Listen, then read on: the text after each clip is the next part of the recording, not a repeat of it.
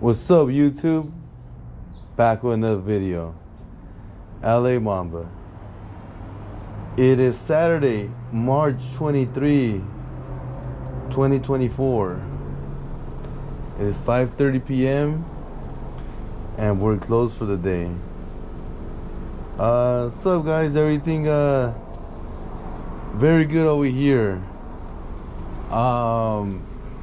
Been very busy the last 2 days, and it's one of those times where for me, where you invest and you're like, oh shit, you invest more.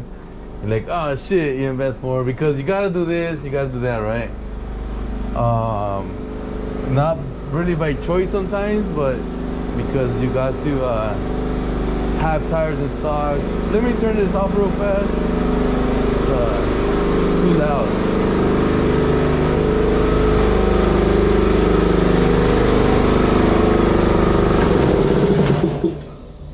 So yeah, one of my guys in the front doing some brakes. I don't do brakes, but yeah, he wanted to do a customer's brakes. I'm like, sure, you can do it. Anyways, lately, the fucking beginning of the year, it was they just call it a lot of investments. A lot of investments, a lot of I gotta buy this, I gotta buy that, I gotta order more tires just because I don't like how it looked empty. I gotta buy this and buy that, and you know how it is, like you just, not all, oh, there's a good deal, so you buy that, not that you want to do it. And pretty much a lot of investments, let's call it like that, right? And customers, oh yeah, like, please order me this, please order me that.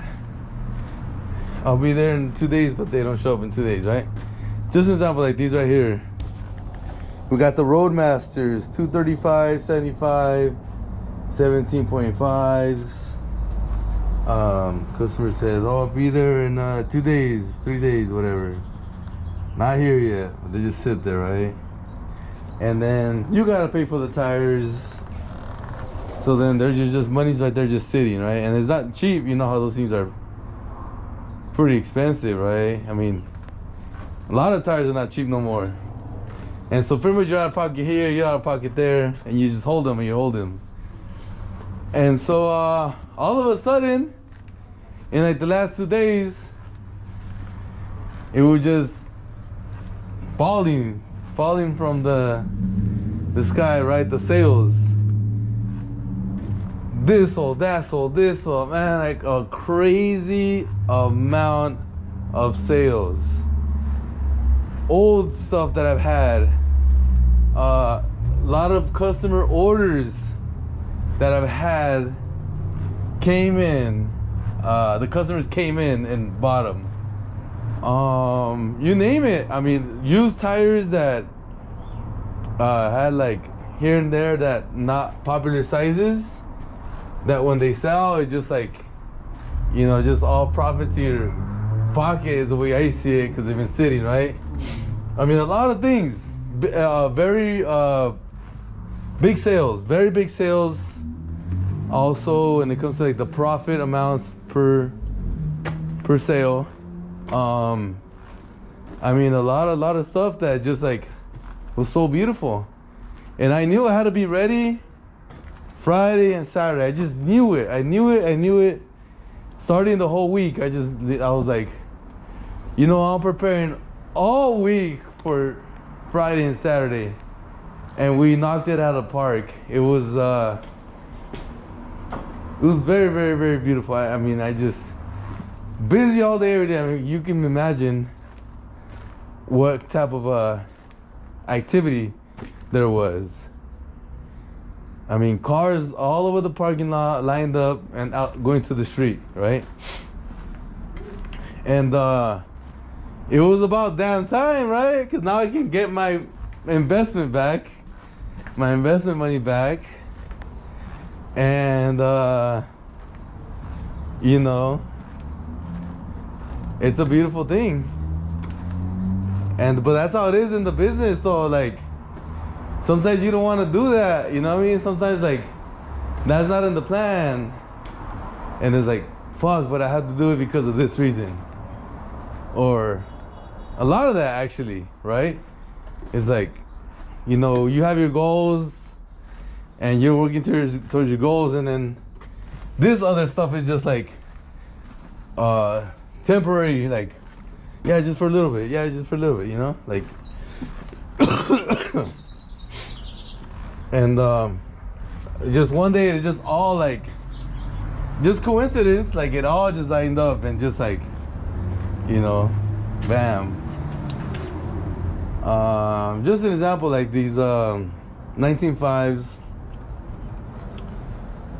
I just buy them because there was like a big hole and I don't want to see the hole. You know, of course we need them, but I mean, we got all those and all those. But like if you count these, each row is 10 and then half is 5, right? So just a quick order of 15, fill it, and it's like, I spent a lot of money in that right there just to fill it right there. Just, you know, not that I wanted to do it, not that I needed it, but it's like, it's, you know, it's one of those things, man. It's like, you know, you kind of see like your inside inventory dropping a little bit. And so I ordered 205 55 16s, 195 70 14s. I mean, there was more inside 185 65 15s. And so like this little, what you're looking at right now, guys, in case you're not a business owner, a tire shop owner, this little pile of tires, right? It was $1,050, right? So it's actually kind of a lot of tires for $1,050 nowadays. Thinking that the prices of these are real low. So, you know, 42 there, 45 there, and it adds up to like 1,050, right? But I had a sale in the morning, right? So yesterday morning, and the profit was over $1,000. It was like 1,080 or something like that. I don't remember how much. Plus the money invested to buy the tires, right? So it was, I got that money back too. And right after I sold those, I paid for these cash, right? Because got it right here, I paid it right away with the driver, and it's gone, right? So it took about 1 hour of work to make that profit. And I get all these tires in return. So now I'll sell these, and this is what I want to make my profit on top of getting my money back. So for example, the 205 55 16, I don't remember how much they cost, like $45 or something like that. And when we sell them for 90 plus tax each. So I'll get my 45 back each tire, I'll get the profit back, but it's gonna take time to sell these tires, right? It's gonna take a little bit of time. And that's just the way the tire shop business works. It's just, you know, another day you'll sell the 205 65 16s. You know, it's gonna be like one day you sell one, and then like another day you're gonna sell the other one, just an example. So it takes time, so that's why, you know, you gotta have like a lot of inventory to make sure you got it, and all this stuff, you just gotta keep it in stock. I mean, there's no other way. Or you're gonna keep driving back and forth to those. I mean, I know a lot of shops do that, but man, what a freaking waste of time. You gotta drive now over there, you gotta drive now over there, you gotta drive. I don't even have a truck. I never even owned a truck. Like, you know, like a Silverado or something like that. F-150. I you know, I don't do that. I stock as much as possible here, and if they want something that I don't have here, then I tell them, you know, it's gonna get here. Like if they order in the morning, oh, they get here like at 4 o'clock. Or if you know, if they order after 11, that's time. Oh, we're gonna get it tomorrow, 11 o'clock, right? Yeah, man. I mean, to me, the time is precious here at the shop. You know, I can make a good sale like in 30 minutes. Like, well, I go get lunch, right? So I usually don't do that. I just rather Uber lunch, and I'll make the sale right there. So it happens a lot. Like if one day I'm not here, customer comes in, wants a certain, you know, tire that we have in stock. Let's say that the workers don't know that we have in stock, and I'll, you know, bring them out, show them the size, give them a good price, you know, make them want the tires, right? And sale, you make your, I like to say $150, just an example of whatever amount of tires you do with sales, whatever it is. And in that 30, you know, minutes, 40 minutes, you made $150. If you're not there, you leave. You miss out on those $150. Potentially they go down the street to your competitor and they buy from them. And it happens all the time, guys, all the time. So that's why I do it like that. And little by little, just, you know, buy more, and then it's like, man, like, it puts you in position sometimes where like, damn, I don't even want to buy number tires, man. Let me just rest a little bit. And then you get your big, huge days like today. That just makes it all worth it. Like, oh, that's why I did all that. And it's like, man, finally, right? Like, I gave some money back, and with profit. And then it's like, that's why we love the tire shop business, right? It's just it's a beautiful thing when it's like just coming from everywhere. I mean, we're operating very beautifully. I was very proud of my guys. I made sure if someone was like lagging a little bit, I moved them to do something else, and I'll take over that spot.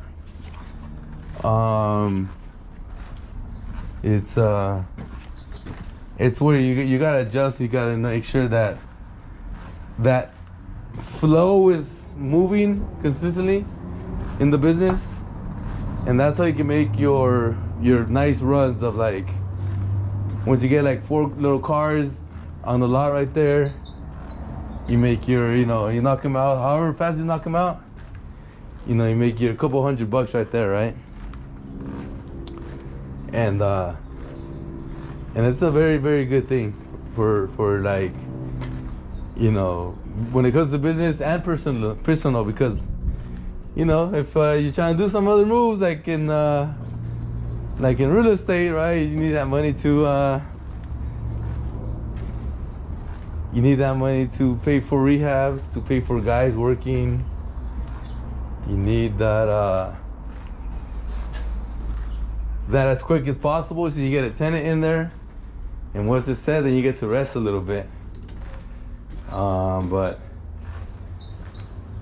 But you never know what pops up. Also, if you've been saving money, I'll just share with you one thing that's going on. You know, I've been lining up myself to purchase a deal, but just it takes time sometimes. It takes time. So I got 2 other deals thrown in my lap, that are even better than that one. And so right away, that same day, I run my numbers on the deal, and even if I'm not ready, I make an offer. So I made an offer on 2 properties where I'm from, where I live at, around there. And the seller was actually like very interesting. Let me think about it. And to me, I was like, oh shit, like to me this kind of like conservative offers, like lower amount offers, in my opinion. But I needed to make sure that if I do get my offer accepted, that I'm able to close business. I'm able to knock it out. I'm able to make sure I fulfill on what I said I would do. But if it's accepted, then now that's when I go to work. That's when I go to work and look for either private money or investor. I prefer an investor. You know, I have them. Let's say I have them locked up. Then I would right away get to work and make sure everybody, you know, that, well, not everybody, but like people that I have around me, I'll share it with them and see if anybody's interested in these 2 deals, which are not even something I really want to do, but it's very profitable. Would be flips. So I would be buying and selling these properties with dealing with the city the whole way, with dealing with repairs, with dealing with tenants getting them out. It would be profitable. I know the numbers. I know how the whole situation with the city works because I've already done it in the past. So I can tell you detail by detail how and what's gonna happen when it comes to that. So that's why when I actually got these deals thrown in my lap, I was like, I didn't hesitate. Same day I made an offer, and we'll see what happens, right? It could be nothing, you never know. It could be I accept. Man, that'll be freaking crazy. Then it's like scramble time. Oh shit, now I gotta be looking for money, or now I got to look for a partner and get to work, make it happen, sell the properties and cash out. But it's gonna be very interesting. But the point is, I at least can make an offer and be prepared to do something because I work hard and got all my ducks lined up in a row. And if opportunities come, I can jump on them if it's really, really good like this one. If it's just like your average, for me it's just like something like an average deal for me is kind of like something like will be an awesome home run hit for somebody. Like when it comes to multifamily, you know, I'm talking about buy something that has low rents and there's a ton of potential of bringing them up to market rents. You know, that's pretty much basic to me, but that would be like a home run to like somebody like, wow, I can't believe they're so low, there's so much potential, and I just got to do this and I'll get the valuation of that. All I gotta do is work. And so like those are like just like a base hit, or like, you know, get to second base, or, you know, maybe get to third base. But you know, that's my it was my primary, and now it became like my second choice because something better popped up. And we'll see what happens. I'll share with you guys in the YouTube channel. But it's all possible, of course, because you got a profitable business and you can take bigger risk, you know.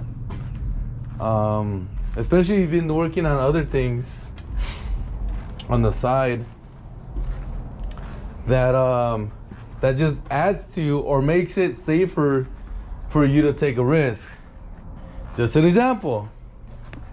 I knew I wanted to do one deal this year. And I had this Suburban truck that, I mean, I got plenty of cars, right? But I had this truck, and one of my buddies was interested in buying the truck. And so I was like, okay, let me get pretty much everything right with it, and then I'll sell him the truck because my friend, and I want him and his family to have a good truck, right, coming from me. So, you know, first thing I do is put new tires, right, and get the little things good on it, not much things, and then sold it to him in payments, right? So, you know, he didn't have money, but I sold him another vehicle in the past, payments, and he paid it off. So yeah, I pretty much sold it to him in payments, and it's $500 a month, right? So you know how it is, Mr. and Mrs. Businessman and woman. If you have, in this case, 10 grand, right, from this truck, and you pay, you get it in cash, you put it in the bank, and so if you're gonna do a deal, and you know how it is, deals are always just like a little bit out of reach. Tell me if I'm lying, right? You see something you want to do, and it's like, oh, I think I get it, and then you look at what you got, and then it's like, oh, okay, like if I just work a little harder in the next few weeks, and if I can maybe sell something of mine, personal belongings, to bring a little extra more money, and then I'll make some magic happen along the way, I can make it happen, right? That's how we think. And that's how I think too. It's always stretch it, and then by the way, when you do that and you do get it, and then you make that thing make money, it's well worth it. It's like, you know, you made the deal happen, you made that deal profitable, and now you're making more money from that deal than what you were previously, because you became bigger now, right? Like you bought something that made you more money every single month. Well, I'll take turn this off.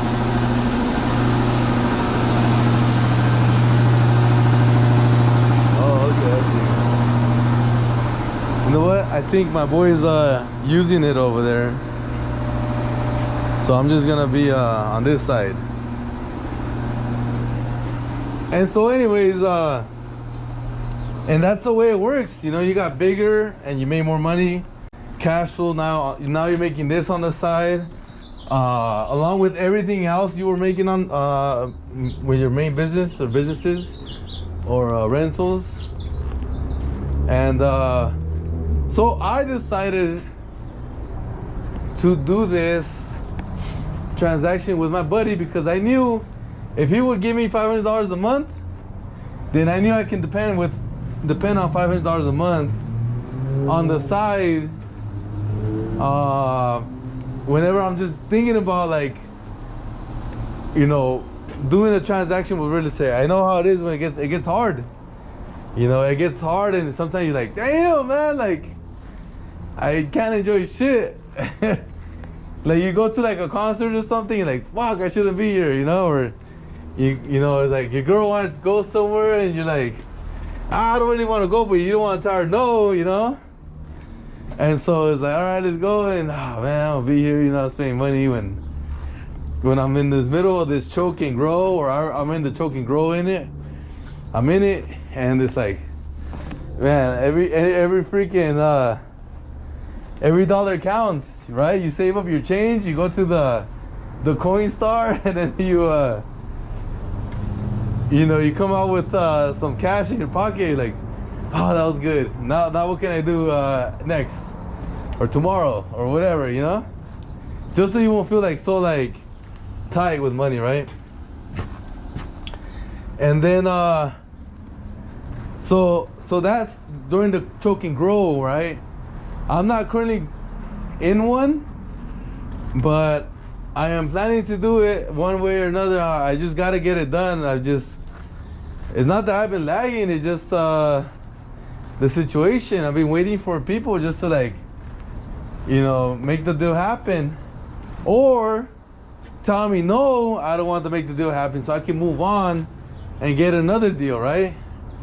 The thing that makes me frustrated at sometimes is when they say yes and then they're not really down, and it's like a maybe, and they have you there, and it's like, damn, like, just tell me no and I can move on, right? Like, it's okay, you can keep your property, and I'll just go get another one, right? There's a lot more real estate out there. There's a lot more deals out there that will make you money.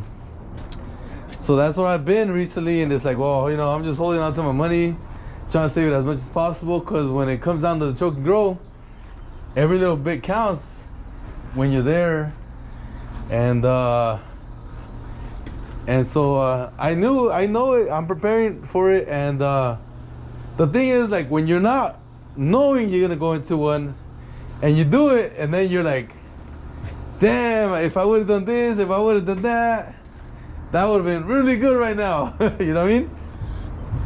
Well, I'm not like that right now. I know I'm gonna do a choke and grow, so I know I'm gonna need every little thing. So I just like this $500 a month passive cash flow for, I don't know how long he's gonna pay me, a year and a half or whatever it is. He'll send me extra payments of $1,000 here, he says $1,000 there, when he can. But it's like, that shit will help a lot when you're in the choke and grow, and you're like, it boosts up your confidence. Number one thing that does for me is like, I'm still making money in different ways, right? Like this weekend we had a limo ride. I made money right there. So like, it's just a big, huge boost, confidence booster if you prove yourself you can do it. So that's how I made the deal, and I done that in the past because I knew how I was gonna be in real estate long term, and I did a seller carry deal. I did a seller financing of $752 a month. I'm getting paid for 15 years on a property I sold seller carry, seller financing. And I did that because I knew as a business guy, I couldn't really trust myself sometimes. But like, oh yeah, like a deal's here, like how much money do I have? And then here we go again, like, well, I have this much, like I can count on this because I have it. If I only knew if I had a little bit more, right? Okay, let's do the deal. All right, let's do it. Here's all my money, and here's the deal. Now it's like, you gotta depend on your, like, how much money you make. Like, damn, like, or prepare yourself, and it's like, okay, well, I'm doing the same thing, but on the side I got an extra this payment on the side. Oh, that one hit too. That payment came in too. Oh, that payment came in too. Oh, that payment came in too, right? And that's a beautiful thing, along with the rentals. And so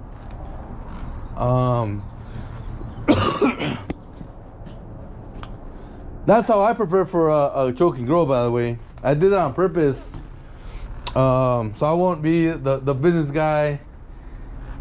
Let's do it.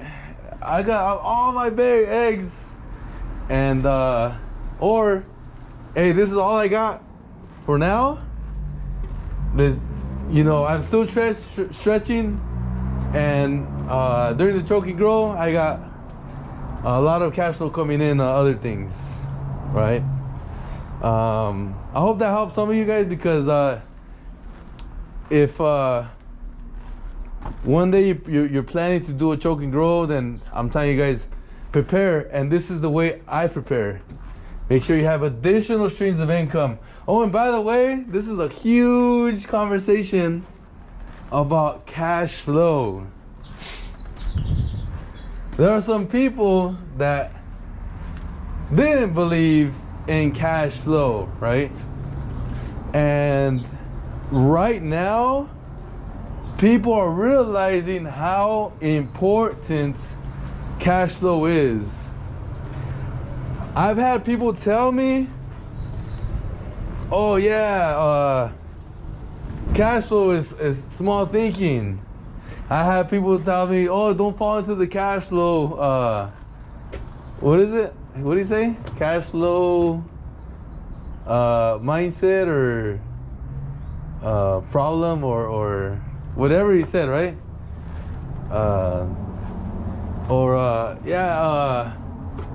You know, cash flows for babies or whatever, you know, people say, right? Like, it's not important. It's all about growing. It's all about growing.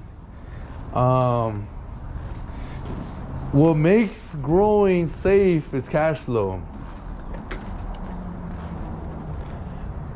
I'm big into growing too. I love, my favorite thing is also equity. Growing equity, that's also my favorite thing. But I you know, I've done the cash flow in the beginning part, and it was great. And then we grew to, and I started working on equity later on, years later on, and that was great. And now when there's a lot of people in trouble, I've learned to love and respect cash flow even more, because cash flow would have saved so much people's asses right now. And there has been a lot of realizations right now from what's going on with the current economy coming down, you know, the money's drying up, things that you could do and get away with when the economy is growing, you cannot do that when it's going downhill. And how do you become safe on the downturn? Is cash flow.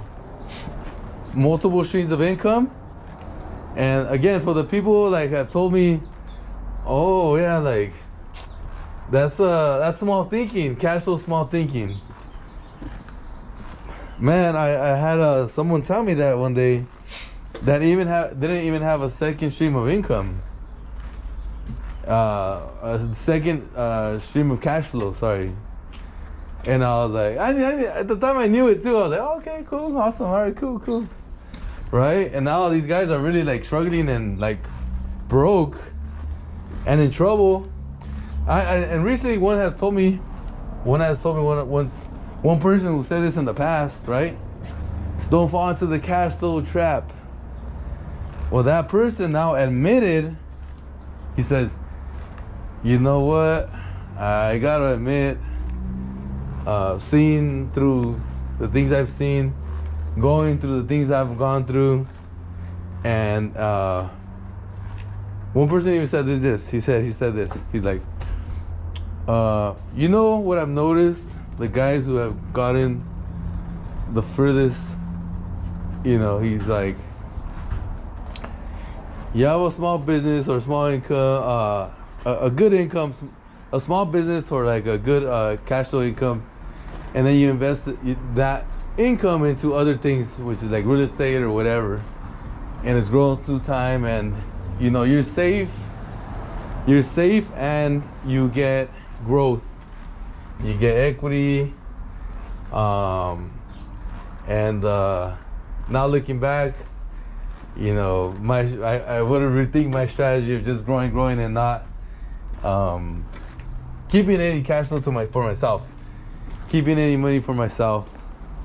instead of just reinvest everything back in the company and reinvest. And that's what I tell everybody. I tell everybody in the channel for years. I've been saying that's why I don't believe in one stream of income, because you can be growing that one stream of income, and all of a sudden that whole stream of income is all in trouble. Now what, right?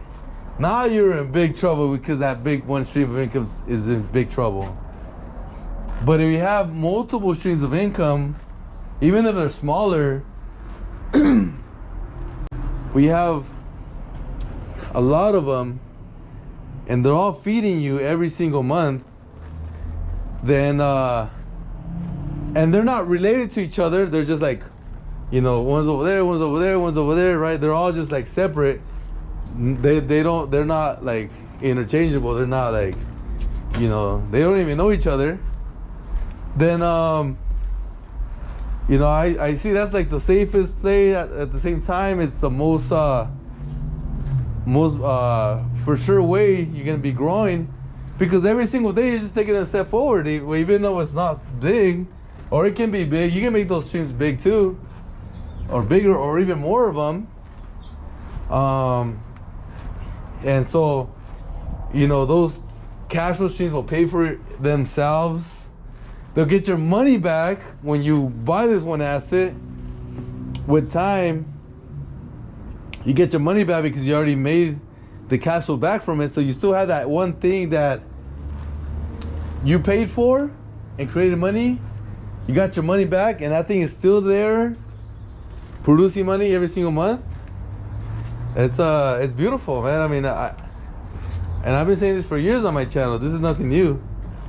But right now is where people are really going to be hurting, and really, you're going to really seeing what strategy works, you know?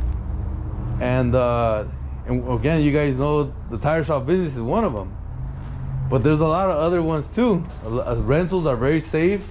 If you get the right tenants with the right jobs, with the right mindset of, you know, I work and I pay my bills, and this is what I believe in. Doing the right thing, right?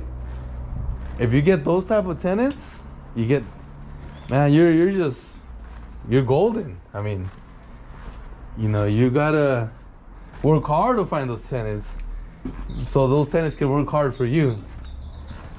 But yeah, that whole cash flow thing is like, shoot, like, it's beautiful. And you know, like I said, last 2 days, massive cash flow for me.